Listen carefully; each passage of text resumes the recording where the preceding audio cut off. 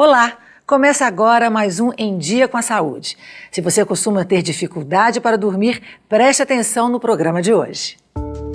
Uma noite mal dormida pode trazer muitos problemas. Mas se a situação se tornar frequente, é bom ficar atento. Você pode ter algum distúrbio do sono. Para lidar com eles, é importante procurar um médico e seguir as orientações.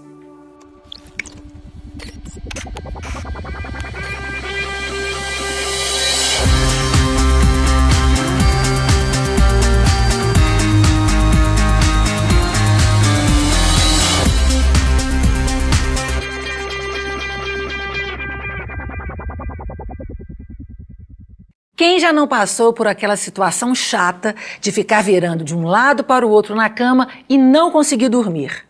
O que para alguns acontece poucas vezes na vida, para outras pessoas pode se tornar uma rotina perigosa para a saúde. É que metade da população brasileira sofre de distúrbios do sono. Vamos ver? Para muita gente, perder o sono à noite significa problemas no dia seguinte. Cansaço extremo, preguiça. Cansaço, mau humor, irritação. A insônia atinge cerca de 80% das pessoas e tem como causas a ansiedade, a preocupação. Nessa clínica especializada, o paciente passa por exames que classificam as fases do sono. O procedimento é feito à noite. O movimento registrado vai para esta central. Neste caso, as linhas indicam que o paciente sofre com apneia. Nós temos a parada da respiração durante um período prolongado.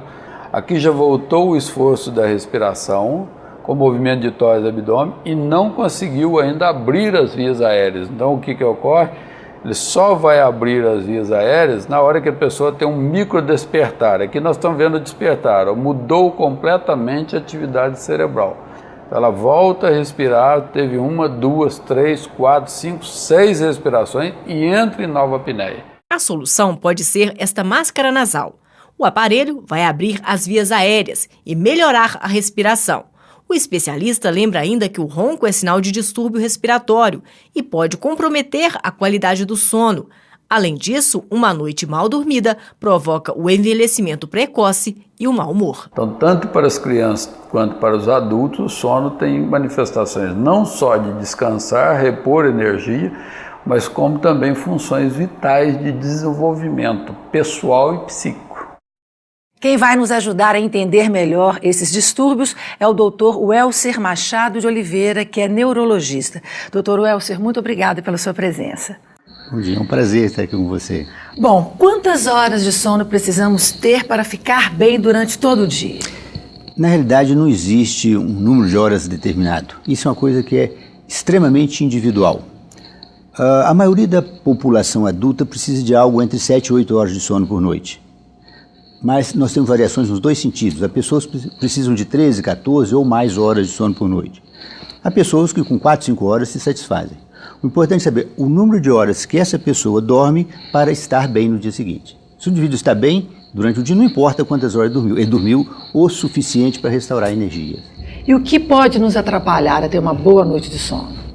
São múltiplos os fatores que podem prejudicar. O grande vilão do sono hoje, sobretudo nas grandes cidades, são as preocupações do dia a dia, trânsito, segurança, problemas financeiros, a ansiedade de uma maneira geral, o que perturba o sono do paciente. A alimentação pode interferir? Claro.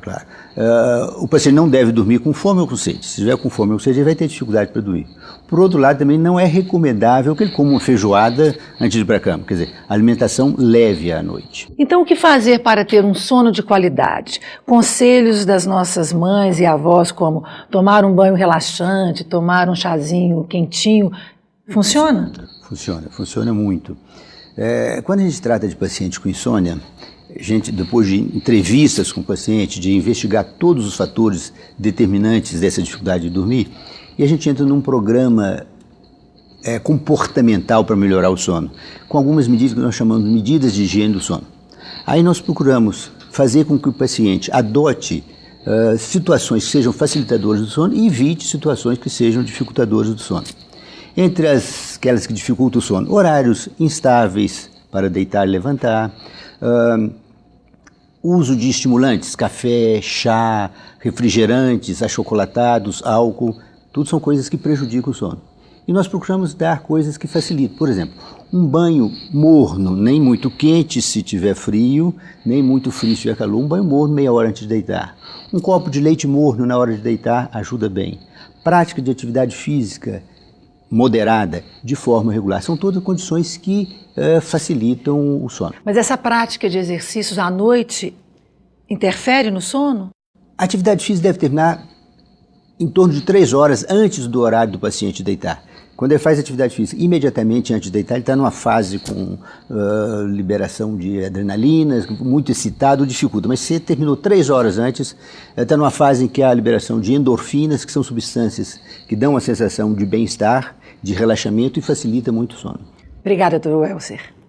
Depois do intervalo, vamos conhecer distúrbios como a sonorexia e a narcolepsia. Mas antes, veja outras recomendações dos especialistas para quem quer dormir bem.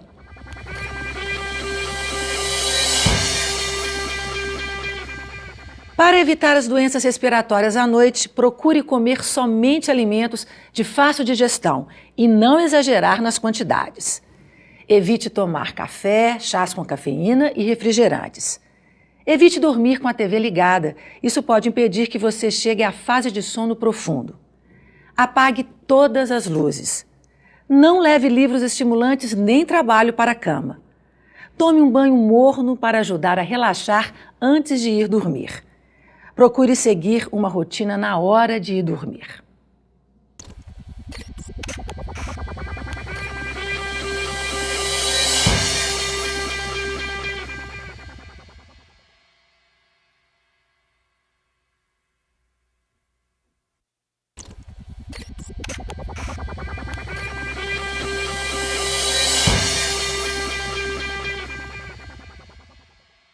Estamos de volta com o Dr. Welser Machado de Oliveira, que conversa com a gente sobre distúrbios do sono.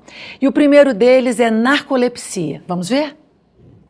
Para a Aline, o simples fato de ler uma revista pode ser o começo de um cochilo. Ela tem narcolepsia, um distúrbio do sono que causa sonolência excessiva durante o dia, mesmo quando a pessoa dormiu bem à noite. Se eu ficar parado sem fazer nada, às vezes vem um pouquinho de sono, sim. É um sono rápido, de alguns minutos, né?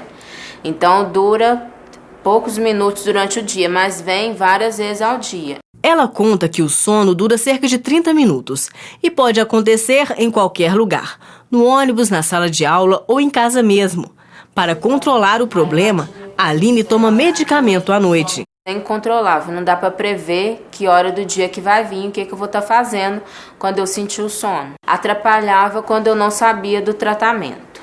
Agora que eu trato com medicamento, não atrapalha não. Consigo fazer tudo sem nenhuma interferência. Doutor, qual é a causa dessa síndrome? Na realidade, a narcolepsia não tem uma causa assim, definida, é algo que se pesquisa muito. Nós sabemos de algumas coisas a respeito da narcolepsia. Primeiro, há uma deficiência de um neuropeptídeo hipotalâmico chamado hipocretina, por outro chamado de orexina. Há uma redução importante disso, e isso aí determina a causa.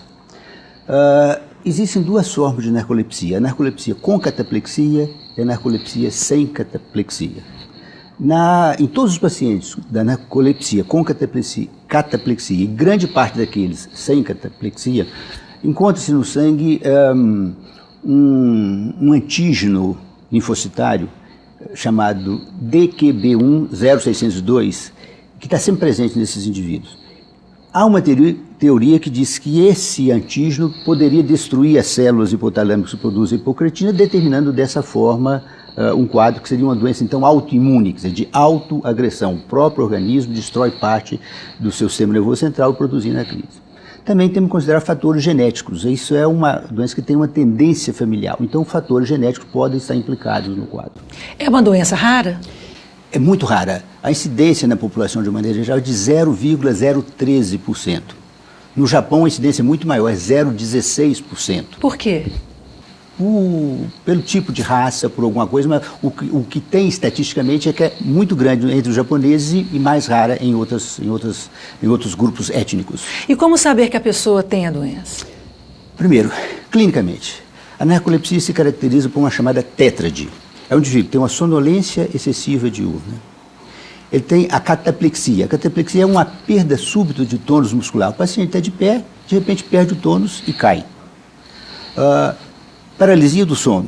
É o paciente que acorda e está incapacitado de se movimentar. Não consegue respirar fundo, não consegue abrir os olhos, não consegue se mover. É uma sensação que é extremamente desesperadora para o paciente na primeira vez ou nas primeiras vezes que isso ocorre. Demora alguns minutos até ele voltar, mas acaba voltando. Com o tempo, se isso é frequente, ele acaba se acostumando e sabe que aquilo vai desaparecer. E um último sintoma da chamada tétrade são as chamadas alucinações. O paciente tem quadros alucinatórios. Às vezes, no início do sono, são chamadas alucinações hipnagógicas, quer dizer, do início do sono, mais frequentemente hipnopômpicas, ou seja, ao despertar. O paciente tem visão de figuras, formas que se movimentam, e isso caracteriza esses 4 itens. Eu agregaria um quarto, que é o paciente que tem a sonolência excessiva diurna, ele tem também um sono muito fragmentado, é um indivíduo que dorme mal. Então ele fica muito cansado. Sempre sonolento e sempre cansado. E como é o tratamento? Hoje o tratamento se baseia, primeiro, depois da investigação clara do paciente, o diagnóstico é feito via polissonografia, mais chamado teste de latências múltiplas do sono. Isso é, o indivíduo passa uma noite no laboratório e estuda o seu sono durante a noite. Durante o dia seguinte, ele faz 5 tomadas de 20 minutos, com intervalo de 2 horas. O paciente fica acordado, desperto, e nesses 20 minutos ele vai para a cama, apaga as luzes, você pode ficar à vontade. O paciente narcoléptico vai dormir nessas 5 oportunidades. E o que sela o diagnóstico é a ocorrência do chamado sono REM, que é um sono mais profundo, que usualmente aparece 90 minutos depois do início do sono, mas que no narcoléptico ele aparece logo no início do sono. Com isso está selado o diagnóstico de narcolepsia. Tratamento. Uso de estimulantes durante o dia na tentativa de manter o paciente alerta. Às vezes, ansiolíticos ou indutores de sono durante a noite para melhorar o sono dele durante a noite. E a gente sempre recomenda que o paciente tenha, a cada 3 horas, a cada 4 horas, a possibilidade de dormir pelo menos 15 minutos. 15 minutos de sono durante o dia vão dar a esse paciente 3 a 4 horas bem disposto. Depois disso, ele vai voltar a ficar sonolento de novo. Muito obrigada pelas informações. Mas e quando a pessoa trabalha demais, se preocupa muito com os problemas e acaba dormindo poucas horas? Aí a síndrome recebe o nome de sonorexia. Vamos ver? Daniel passa boa parte do dia em atividades profissionais. O cansaço mental poderia ser amenizado com uma boa noite de sono, mas ele não consegue dormir para relaxar corpo e mente. Eu tenho uma complicação que é o seguinte, a partir do momento que eu já dormi preocupado com alguma coisa, quando eu acordo, eu já acordo 2 vezes mais preocupado com o que está acontecendo. Às vezes, Daniel demora mais de 2 horas para começar a pegar no sono e tenta compensar o tempo perdido nos finais de semana. Que eu dormiria 8 horas no final de semana, eu transformo em 12, 15 horas de sono, justamente por conta do cansaço. Nesse caso, doutor, a pessoa deixa de dormir por vontade própria? O sono é uma coisa muito interessante para a gente analisar. Dificuldade de dormir existe, numa grande massa, mais de 50% da população tem dificuldade para dormir. Existe um quadro chamado insônia situacional, que praticamente todas as pessoas passam por um quadro desse. É uma situação de problema financeiro, separação de casais, doença na família. Então, aquela situação aguda de estresse leva o indivíduo a ter dificuldade para dormir. Esse é fácil. Qualquer ansiolítico resolve esse problema, passou aquela fase, o indivíduo volta a dormir normalmente. Em algumas pessoas, esse quadro pode se perpetuar. Quer dizer, passou aquela situação aguda, mas o indivíduo continua tendo dificuldade para dormir. Ele vai para a cama, eu tenho que dormir. Eu preciso dormir porque amanhã eu tenho que trabalhar, amanhã eu tenho aula, amanhã eu tenho prova. E essa ansiedade é que dificulta o sono. E cria-se um círculo vicioso. O paciente dorme mal, fica ansioso. Ele está ansioso, piora o sono, que aumenta a ansiedade, que piora o sono. Isso vai indefinidamente. Não, isso acaba com a pessoa, né? Transforma-se naquela insônia crônica. O paciente chega no consultório, há 10 anos eu não durmo. Exausto, né? Cansado, sempre cansado. E tem umas coisas interessantes, por exemplo. Quando você pede um estudo polissonográfico de um paciente desse, Usualmente o paciente vai para o laboratório e dorme a noite inteira. No dia seguinte ele, doutor, há muitos anos eu não durmo tão bem assim. Muito fácil de entender. O paciente já criou aquele medo da cama, aquele pavor de ir para a cama. Tem paciente que começa a escurecer e já começa a pensar, já vem aí mais uma interminável noite de sofrimento. Muito bem, ele vai para um laboratório para estudar o sono. Ele sabe que não dorme. Ele sabe que não vai dormir. É bom que ele não durma, para o médico ver que ele realmente não dorme. Então ele não está preocupado em ter que dormir. Se não está preocupado em dormir, ele dorme, que é uma beleza.